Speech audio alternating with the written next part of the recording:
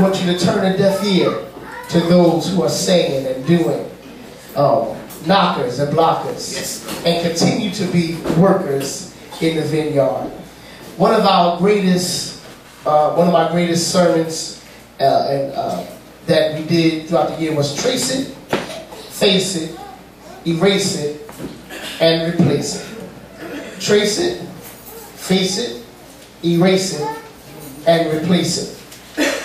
Dealing with prayer, I thought that this would be a good recap to touch on before we hear the word of the Lord.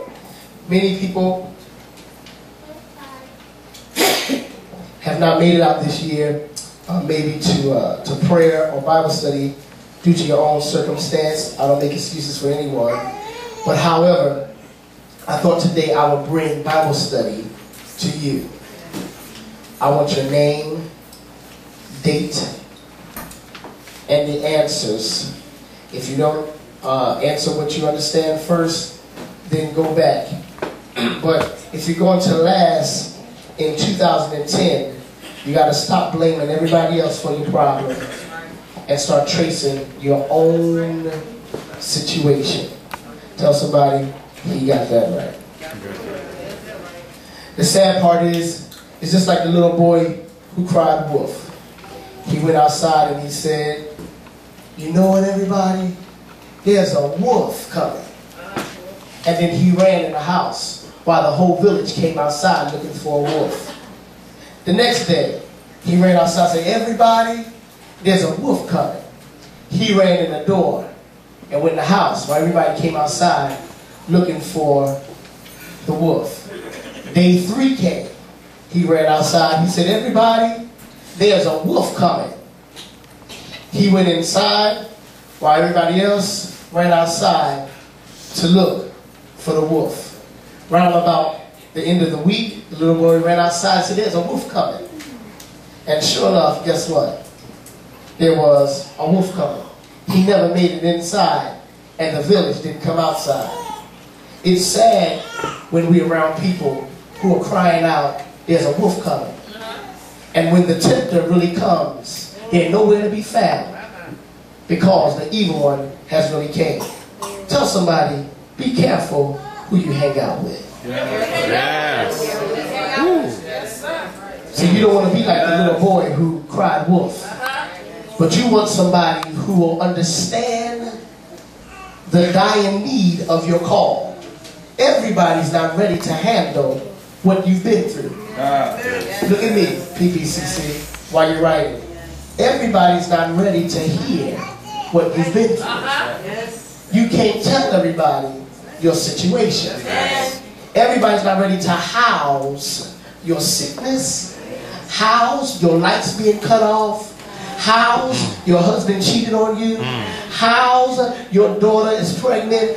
Everybody's not ready to house what you're going through. But you'll find out, because when you need them, they won't be there. That's right. Jesus. Can your pastor just talk to y'all? You know, every once in a while I just do this, just talk to y'all on some real stuff. You'll find out. Because even though they knew that the little boy came outside, my sanctified mind, somebody should have had enough nerve to tell me, "You did that yesterday. And you did that the day before." You should have had somebody in his life enough to say, "You better watch out, because one day the wolf is really going to come." Well, I come to upset the village. I come to let you know, you better stop crying out, "Lord, I don't have. Lord, I wish I had." And stop trying to keep up with the Joneses.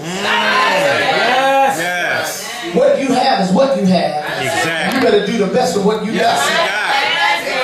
If you got one string of hair, just hold it up there and say, "Look at my one string," and lay it down to the side.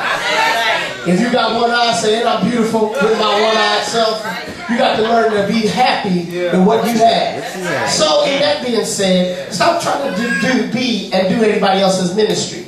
Your ministry is what God has ordained for you to do. If you can't see no further than what's in the church, don't try to see into people's lives. You can't see that far. You'll mess their lives up seeing what you don't see. Are you hearing?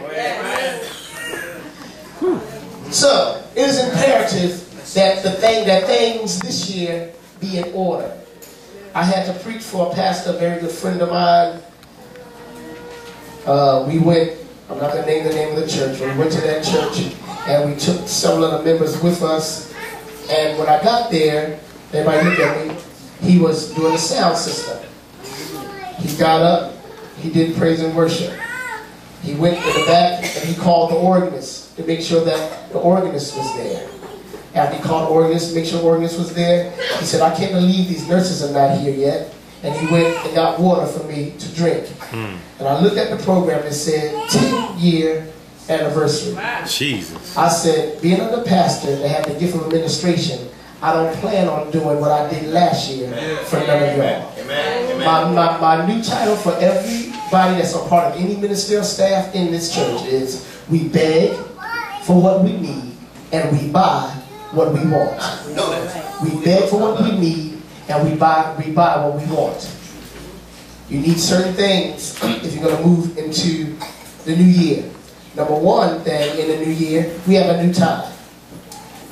Church starts, Sunday school in Richmond starts at 10 o'clock a.m. So you can't stay out to 2:30 or stay up to 3 o'clock in the morning and think you're going to get here at 10 o'clock a.m. I like the same thing. It depends on how big your ministry means to you.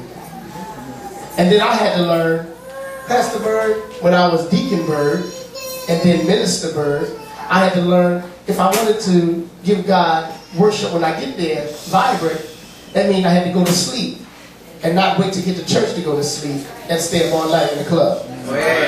So, what you got to do, you have to learn how to decipher your times. I'm not even sitting there preaching no corny gospel, act like y'all not going out. Some of y'all need to stop going out. You're getting older. You look crazy. I know, okay. All right. Stop. Just stop. But help some of y'all out. Some people can't make the transition. They want to transition everywhere else, but they don't want to transition everywhere else. You 60 years old. Who that? That's my boyfriend. You look crazy. All right. 60, 50 boyfriend? No. Give him another name.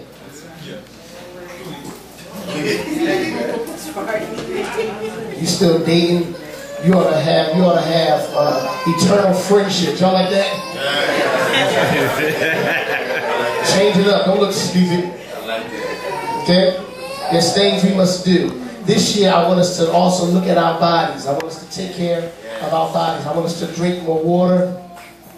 I want us to also get yourself some cod liver oil pills. Get some oils inside your body. The same way the outside of your body need oil, the inside of your body needs oil. Your arms and ligaments, they need, you know, it's funny because when people know that you're busy, they look at me, they say, how do you keep on doing it? Well, you got to take in my cabinet. When you open my cabinet, I got one whole row just full of herbs and oils and different things. You got to keep yourself together. And don't be thinking because you're doing it good now, it's going to stay that way. So you have to take and keep your body alive. Along with worship, there comes change. Change is good. What? Change is good. Everybody say change is good. Change is good. Starting January the 3rd, starting as soon as that clock hit 12. And I'll tell y'all, the only church to be in is the Philadelphia Prayer Clinic on New Year's. I'm serious. I'm not just saying that. They got to come early so you can get a seat. You got to come early so you can get a seat. But every New Year's, the saints, we have people who don't even go to their church. You know what I'm telling y'all? And they meet us every year at our church. There's a mother here that's dear to us. Her name is Mother Robinson. And there's not one New Year's that Mother Robinson, even when we was at the first church, she mounted all 32 steps. And when she got to the top, she said, and then when we went to 29, so New Year's came in at 12 o'clock, Mother Robinson got there at 12:30. She said, but I'm here, praise the Lord. So there are people who give up their own service to be with us every New Year's. It'll be funny. It'll be a little different this year for me, Sister Willis, to look out and not see Brother Ryan sitting in the church on New Year's. That's just me. These are things that a pastor look at. Some of y'all look over that. You're not thinking about that. It'll be a little different for me to look out and see him not sitting in the building. I know he's in the body, but not sitting in the building. There are many people who come out. But when that clock hits 12 o'clock, we will have a new time. Sunday school started at 10 o'clock. What time to start? 10 o'clock. This year I'll see some people in Sunday school.